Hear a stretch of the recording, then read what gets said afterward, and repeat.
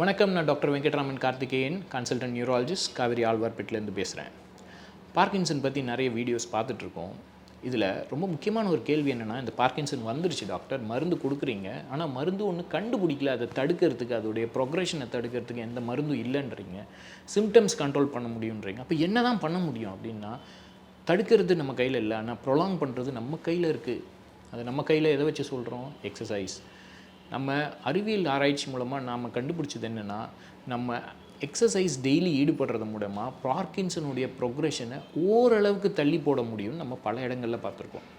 அப்போ சரி டாக்டர், நான் எக்ஸசைஸ் பண்ணுறேன், அப்போ என்ன எக்ஸசைஸ் பண்ணணும் அப்படின்னு கேட்டிங்கன்னா, எக்ஸசைஸில் பல வகைகள் இருக்குது.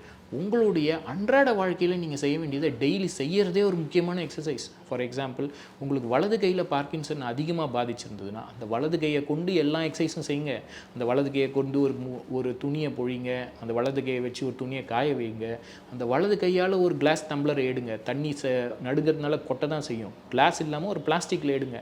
ஸோ இந்த கையை அதிக உபயோகப்படுத்த ஆரம்பிங்க. இதுதான் சிம்பிள் பேசிக் ரூல்.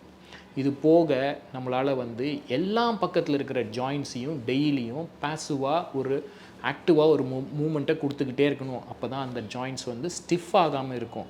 எல்லா ஜாயின்ஸும் கையில், ஷோல்டரில், எல்லா பகுதியிலையும், இடுப்பில், முட்டில், எல்லா பக்கத்துலேயும் ஆக்டிவாக அந்த ஜாயின்ஸை மொபிலைஸ் பண்ணணும்.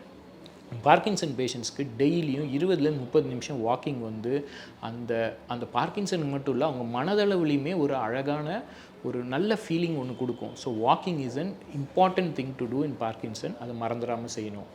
ஒரு சில இடங்களில் dances, salsa dances, cycling, static cycling, regular cycling இல்லாமல் ஸ்டாட்டிக்காக ஒரு இடத்துல சைக்கிளை நிப்பாட்டி பார்க் பண்ணி வச்சோ இல்லை சைக்கிள் எக்ஸசைசஸோ பண்ணுறது இன்னும் நிறைய பெனிஃபிட்ஸ் இருக்குன்ற தகவலும் இருக்குது. அது அவங்களுடைய கலாச்சார விகிதத்துக்கு ஏற்றாப்புல உங்கள் வீட்டில் டான்ஸ் பண்ண முடியும்னா நீங்கள் பண்ணலாம்.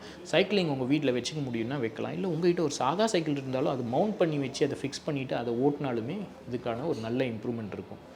பேலன்ஸுக்குன்னு பர்டிகுலராக பார்க்கின்சனுக்கு சில எக்ஸசைசஸ் இருக்குது.